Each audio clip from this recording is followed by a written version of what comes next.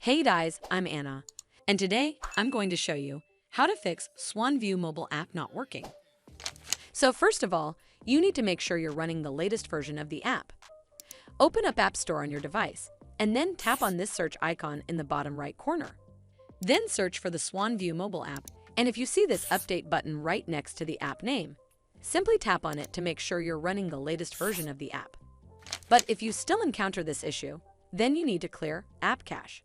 Go to your device settings and then scroll all the way down to General and tap on it. Then tap on iPhone Storage.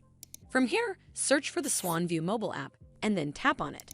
Once you're on this screen, you need to tap on Offload App. Tap again to confirm.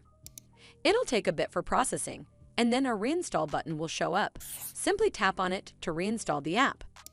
This should fix the issue, but if it doesn't, then you need to completely reinstall the app. Follow the on-screen instructions to navigate all the way to the app page. Once you're on this screen, tap on Delete App to uninstall the app from your device. Once uninstalled, you need to open up App Store and then search for the SwannView mobile app right over here in the search bar, and then click on this Get button to install it back on your device. Hopefully this will fix the issue, and if it did, then make sure you give this video a super thanks by clicking on this heart icon to help support the channel, and don't forget to hit that subscribe button. We'll see you in the next one.